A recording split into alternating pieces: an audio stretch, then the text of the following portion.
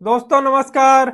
आज हम 19वें चैप्टर की डिस्कशन करेंगे और 19वें चैप्टर से इस बुक का 5वां भाग शुरू हो गया है जिसका टाइटल है रेजिलियंस यानी कि लचीलापन। तो पिछला भाग हमने सत्य के ऊपर डिस्कस किया था जिसमें 4 चैप्टर थे, 15वां, 16वां, 17वां, 18वां। और अब आखिरी ये भाग है इस बुक का जिसमें 3 चैप्टर रहेंगे, 19वां, 20वां और 21वां। तो ये जो भाग है ये रेजिलियंस के ऊपर है कि जो बदलाव आ रहे हैं चौथी औद्योगिक क्रांति से, आर्टिफिशियल इंटेलिजेंस से, बायोटेक से, जेनेटिक इंजीनियरिंग से, हम उन बदलावों से कैसे निपटे और एक रेजिलियंस कैसे डेवलप करें, कैसे हम लचीलेपन को लेके आए ताकि हम ज्यादा बेहतर तरीके से जीवन जी सके।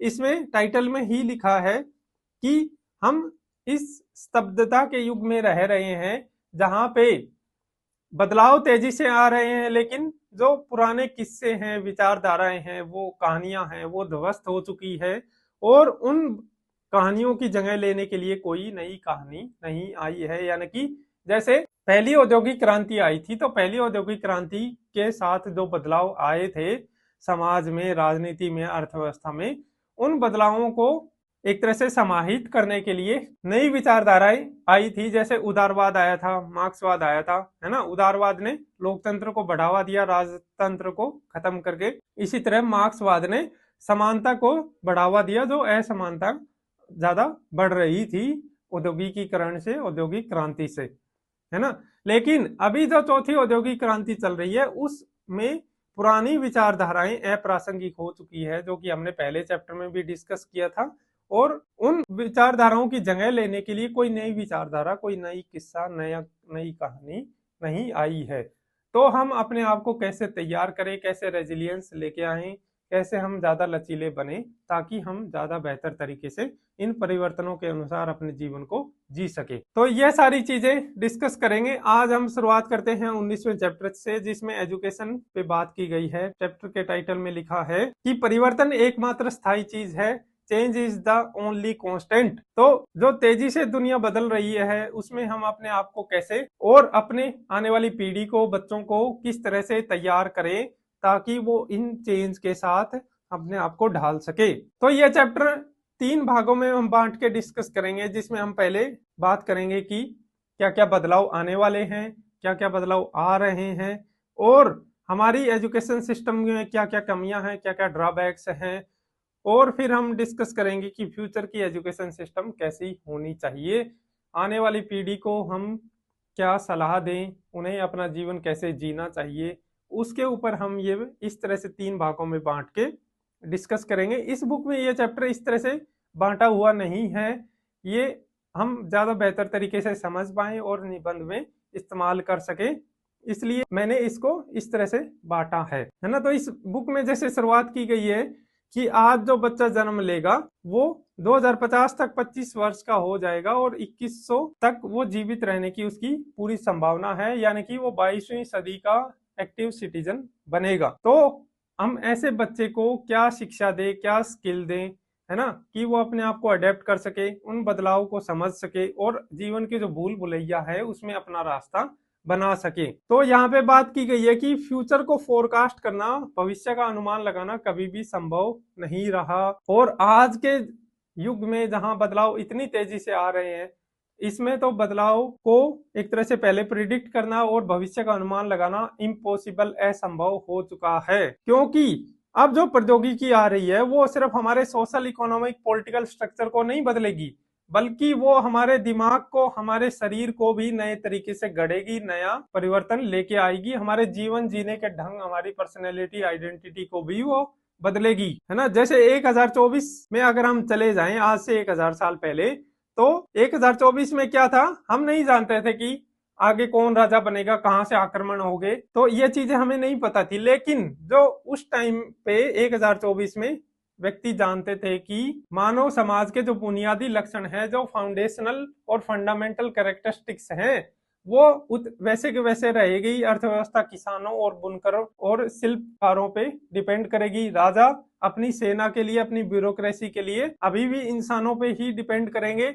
आयु सीमा वो ही 40-45 के आसपास रहेगी और समाज का जैसा ढांचा था, जाति व्यवस्था हो, वर्ण व्यवस्था हो, पैट्रियार्की हो, वो वैसी की वैसी बनी रहेगी। इंसानों के जो फंडामेंटल कैरेक्टरिस्टिक्स थे सोसाइटी के, इकोनॉमी के, पॉलिटी के, वो वैसे के वैसे रहने वाले थे।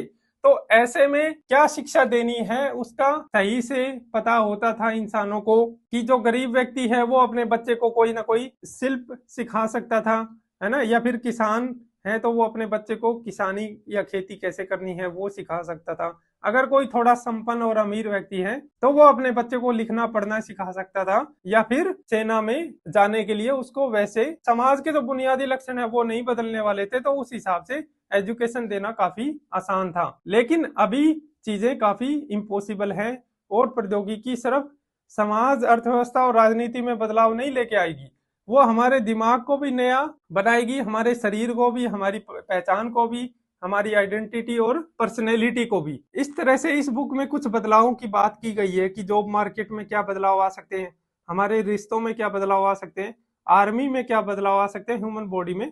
तो हम इनकी मोटा मोटी एक यहाँ पे डिस्कशन करेंगे। और साथ में ये बोल रहा है कि जैसे जैसे परिवर्तन की स्पीड बढ़ेगी, गति बढ़ेगी, तो मनुष्य होने का क्या अर्थ है वो भी बदलेगा, और अर्थव्यवस्था के जो बुनियादी मानक हैं, मायने हैं, वो भी बदलेंगे। तो अगर हम जॉब मार्केट की बात करें, इकोनॉमी की बात करें, तो हमेशा से क्या रहा है कि मानव जीवन है वो दो भागों में बटा रहा है हमेशा से ही, कि एक होता है उसका सीखने का दौर, उसका लर्निंग पीरियड, और दूसरा उसका वर्किंग पीरियड। तो 15 से 20 साल की उम्र तक व्यक्ति सीखता है चीजों को। जैसे अगर कोई किसान का बेटा है तो वो खेत में कैसे धान लगाने हैं, है ना, कैसे साहूकार से डील करना है, किस तरह से पानी और जमीन के झगड़ों को सुलझाना है, तो वो ये सारी चीजें सीखता है, और बाद में अपने जीवन में इन्हीं सीखी गई चीजों को अप्लाई करता है, और वो उसका वर्किंग पीरियड होता है ना। तो ये सीखने के दौर में वो ज्यादातर चीजें सीख लेता है, यहाँ भी सीखता है, लेकिन ये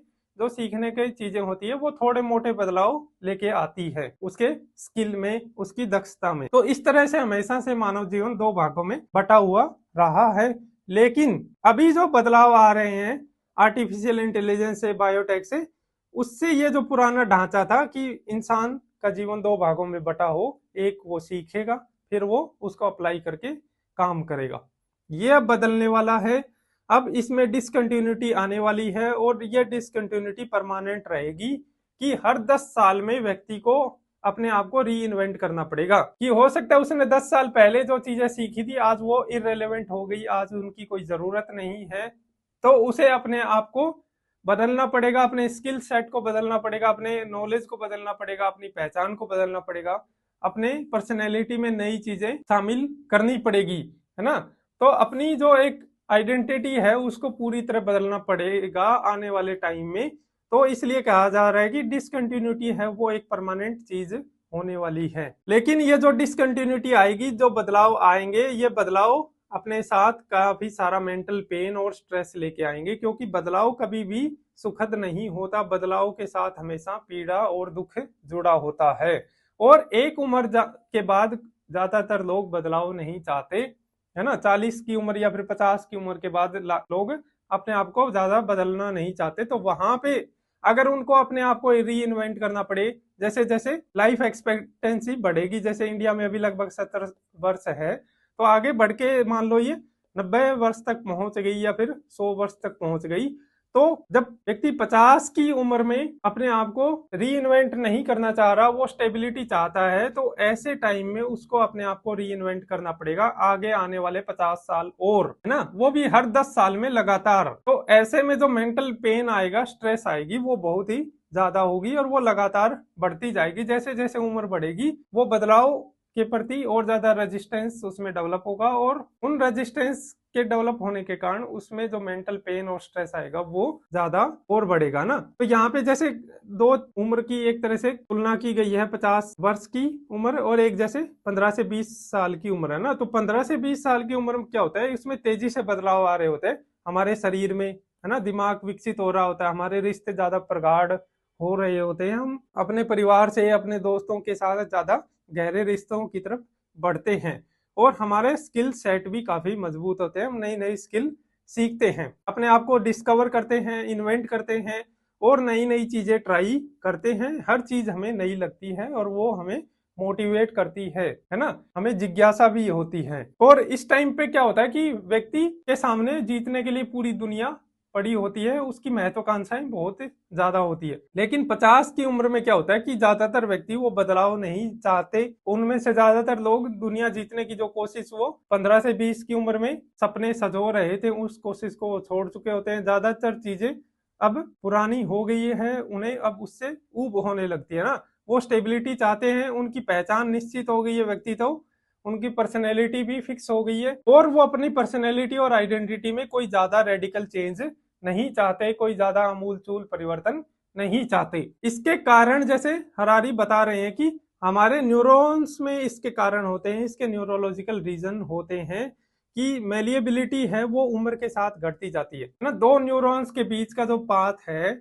वो पाथ फिक्स हो जाता है उम्र के साथ साथ, और उन न्यूरॉन्स को दोबारा से अलग करना और उस पाथ को दोबारा से बनाना वो काफी मुश्किल काम है।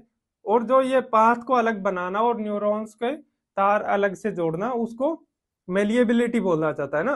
तो जो टीनेजर एज होती है उस एज में की मेलिएबिलिटी एक एडल्ट एज के कंपैरिजन में काफी ज्यादा होती है। तो दो न्यूरॉन्स के बीच के तारों को जोड़ना, यानी कि अपने आप को नए तरीके से इन्वेंट करना, अपनी पर्सनैलिटी आइडेंटिटी को चेंज करना, नए स्किल और नॉलेज गेन करना, ये काफी भयानक और मुश्किल काम है। इसमें काफी मेंटल पेन और स्ट्रेस आता है ना। तो अगर आप 21वीं सदी में इसी पुराने ढर्रे पे चलो जहां आप स्टेबिलिटी चाहते हो, आपकी आइडेंटिटी पर्सनैलिटी फिक्स हो जाती है, तो ये स्टेबिलिटी काफी महंगी पड़ सकती है 21वीं सदी में, जहां पे स्थायी पहचान आपकी हो, आपका काम भी निश्चित हो, आपके वर्ल्ड व्यू भी फिक्स हो। तो ऐसे में ये चीजें काफी महंगी पड़ेगी और दुनिया आपको पीछे छोड़ती हुई आगे निकल जाएगी और आप उसमें अपने आप को काफी अलगाव, एलियनेटेड और पीछे छोड़ा हुआ महसूस करोगे, है ना। तो जैसे आप आज भी अपने दादा दादी को अगर देखो तो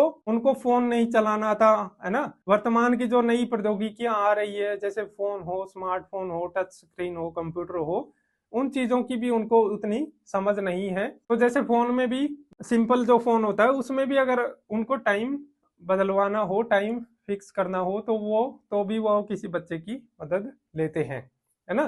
तो ये चीजें आने वाले टाइम में और ज्यादा गंभीर हो जाएगी और ज्यादा मुश्किल हो जाएगी। और अगर आप स्टेबिलिटी की तरफ बढ़ोगे 50 की उम्र में, तो आप काफी पीछे छूट जाओगे, आप इररेलेवेंट हो जाओगे। और इररेलेवेंट हो जाओगे तो एक तरह से अपने आप को अपने रोजगार से, अपने समाज से कटा हुआ महसूस करोगे। इसलिए अपनी रेलेवेंस बनाए रखने के लिए, रेलेवेंट बने रहने के लिए आपको निरंतर अपने आप को गढ़ना पड़ेगा, सीखना पड़ेगा, री इन्वेंट करना पड़ेगा, अपनी पर्सनैलिटी आइडेंटिटी में लगातार बदलाव लाने पड़ेंगे। लेकिन ये जो बदलाव आएंगे ना, ये पहले भी जैसे हमने डिस्कस किया कि इसके लिए आपको काफी सारे मेंटल रेजिलियंस की जरूरत पड़ेगी, मानसिक लचीलेपन आपको चाहिएगा और काफी इमोशनल बैलेंस आपको चाहिएगा, क्योंकि बदलाव तेजी से आ रहे हैं, है ना। आपका social, political, economic structure change हो रहा होगा। आपको हर 10 साल में हो सकता है आपकी जॉब चली जाए, आपको नए स्किल सेट लेके दोबारा से compete करना पड़े जॉब मार्केट में ही, है ना। अभी क्या होता है कि जैसे कोई कॉम्पिटिटिव एग्जाम में आपको पता है कि आप अपने एक बार वो निकाल लिया तो आप पूरी उम्र उसमें निकाल सकते हो, या फिर चाहे वो प्राइवेट सेक्टर में भी हो, आपने कोई जॉब पकड़ी और आप उसी जॉब के सहारे अपना पूरा जीवन चला सकते हो। लेकिन आने वाले टाइम में ये चीज बदलेगी और हर 10 साल में आपको दोबारा से compete करना पड़ सकता है, आप अपनी जॉब खो सकते हो। और इसके लिए काफी मेंटल रेजिलियंस और इमोशनल बैलेंस चाहिएगा। और दुर्भाग्य से इसकी शिक्षा देना, इसको एजुकेशन सिस्टम में इंक्लूड करना काफी चुनौतीपूर्ण और मुश्किल कार्य है। यहाँ पे एक और चीज की बात की गई है कि मानव शरीर में भी आगे बदलाव आ सकते हैं। जैसे कम्युनिस्ट मैनिफेस्टो में कार्ल मार्क्स ने 1848 में क्या लिखा, उसने लिखा कि all that is solid melts into air, यानी कि जो भी ठोस है, जो भी सॉलिड है, वो घुलकर, मेल्ट होकर हवा में बदल जाएगा। कार्ल मार्क्स यहाँ पे किसकी बात कर रहे थे? वो social structure, economic structure, political structure की बात कर रहे थे। क्योंकि 1848 में क्या हो रहा था कि इंडस्ट्रियलाइजेशन हो रहा था तेजी से, है ना, अर्बनाइजेशन हो रहा था, इंडिविजुअलिज्म बढ़ रहा था, मेटेरियलिज्म बढ़ रहा था। तो उसकी वजह से लोग गांवों को छोड़ के शहरों की तरफ आ रहे थे, परिवार टूट रहे थे, न्यूक्लियर स्ट्रक्चर बन रहा था। इकोनॉमी में जो चेंज आ रहे थे उसकी वजह से लोकतंत्र का उदय हो रहा था, राजतंत्र वगैरह जैसी व्यवस्थाएं खत्म हो रही थी ना, वो सॉलिड थी, वो पहले राजतंत्र काफी सॉलिड और ठोस लगता था, वो अब मेल्ट होके एक तरह से हवा में घुल रहा था, नई संरचनाएं उभर रही थी। तो ये कार्ल मार्क्स इस कंटेक्स्ट में बोल रहे थे। लेकिन अगर हम 1848 से आगे आए और 2048 में जाएं तो ये सिर्फ सोशल पॉलिटिकल इकोनॉमिक स्ट्रक्चर पे ये बात लागू नहीं होगी, बल्कि हमारे बॉडी पे और हमारे इंटेलेक्चुअल स्ट्रक्चर जो हैं उनके ऊपर भी लागू होगी, और हम खुद भी डेटा बिट्स में के बादल में बदल सकते हैं और साइबर स्पेस में एक तरह से ट्रैप हो सकते हैं, है ना। जैसे कि मान लो आप हमारा जो ह्यूमन बॉडी है, ह्यूमन बॉडी के अगर हम एक एक पार्ट को हटाएं, जैसे हाथ को हटाया और उसकी जगह आर्टिफिशियल हाथ लगाया, इसी तरह पैरों को हटाया, आर्टिफिशियल पैर लगाया, जो हमारे दिमाग से ही संचालित है, दिमाग से उनको जो न्यूरॉन से जो सिग्नल मिल रहे हैं उसी बेस पे वो आर्टिफिशियल हैंड मूवमेंट करता है। तो इसी तरह से अगर हमने एक एक पार्ट को हटा के और सारे आर्टिफिशियल अंग लगा दिए तो उसमें जो ह्यूमन बॉडी बनेगी उसमें कॉन्शियसनेस तो होगी, लेकिन वो बाहरी जो ढांचा होगा वो काफी आर्टिफिशियल होगा। तो उस तरह से इंसान एक तरह से साइबर स्पेस में कैद हो सकते हैं। अगर हम इसको दूसरे तरीके से देखें तो हर 10 साल में आपको अपनी पर्सनैलिटी आइडेंटिटी को चेंज करना पड़ेगा, अपने स्किल सेट में बदलाव लाने पड़ेंगे। तो आपकी जो आज आइडेंटिटी है ना, कोई मान लो आज डॉक्टर है, हो सकता है डॉक्टर वाला काम आर्टिफिशियल इंटेलिजेंस ज्यादा बेहतर तरीके से करने लगे तो वो डॉक्टर इररेलेवेंट हो जाएगा, उसको अपनी डॉक्टर वाला जो स्किल सेट था उसको छोड़ के कुछ नए स्किल सेट, यानी कि उसको मान लो डेटा एनालिटिक्स का नया कोर्स करना पड़े, है ना, या फिर उसको आर्टिफिशियल इंटेलिजेंस का कोई कोर्स करना पड़े, रोबोटिक्स का कोई कोर्स करना पड़े। तो इस तरह से उसे नए कोर्स करके अपने जॉब मार्केट में फिर से compete करना पड़ेगा। अब उसकी डॉक्टर वाली आइडेंटिटी नहीं रही, अब उसकी आइडेंटिटी किसी डेटा एनालिटिक्स या इंजीनियर की हो सकती है। तो इस तरह से ये चीजें भी घुल के जो सॉलिड लगती है वो बादल में बदल जाएगी। ठीक है, तो मानव जाति काफी अभूतपूर्व चुनौतियों का सामना कर रही है। अगर हम इस सारे डिस्कशन को समराइज करें तो हमारा सामना सुपर इंटेलिजेंट मशीन के साथ होने वाला है, यांत्रिक ढंग से गढ़ी गई कायाएं, है ना, इंजीनियर्ड बॉडी हम एक तरह से में ढल सकते हैं, और हम एल्गोरिदम का सामना करेंगे जो हमारी भावनाओं को मैनिपुलेट कर सकते हैं, हमारे इमोशंस के बटन को कैसे दबाना है, वोट देते टाइम, कोई चीजें खरीदते टाइम, तो हम उससे भी टकराएंगे। और इसके अलावा हर 10 साल में हमें अपने आप को री इन्वेंट करना पड़ेगा, हमारे अपनी पर्सनैलिटी को, आइडेंटिटी को बदलना पड़ेगा। और क्लाइमेट चेंज से जो उथल पुथल होगी, जो डिजास्टर आएंगे, जो चीजें बदलेगी, उनसे भी हमें निपटना पड़ेगा। तो ये ऐसी चुनौतियां हैं जो भूतपूर्व नहीं है, मतलब आज तक कभी इंसान ने नहीं झेली, ये एक तरह से बिल्कुल नई है, बिल्कुल में इसका कोई पहले पास्ट एक्सपीरियंस नहीं है, है ना। तो ये अनिश्चितताओं के दौर में हम जा रहे हैं। Unlimited uncertainty will be main characteristics of this society, ना। इन सारे बदलावों को हमने समझा था। अगले पार्ट में हम डिस्कस करेंगे कि हमारी एजुकेशन सिस्टम क्या इन बदलावों के अनुसार हमें ढाल सकती है या फिर उसमें कुछ कमियां है ना। तो हम उसकी कमियों पे बात करेंगे, और फिर तीसरे भाग में हम कैसी एजुकेशन सिस्टम हमें बनानी है उसके ऊपर हम डिस्कशन करेंगे। तो ये हमारा आज का डिस्कशन था। ये आपको टेलीग्राम चैनल पे मिल जाएगी। Thank you very much.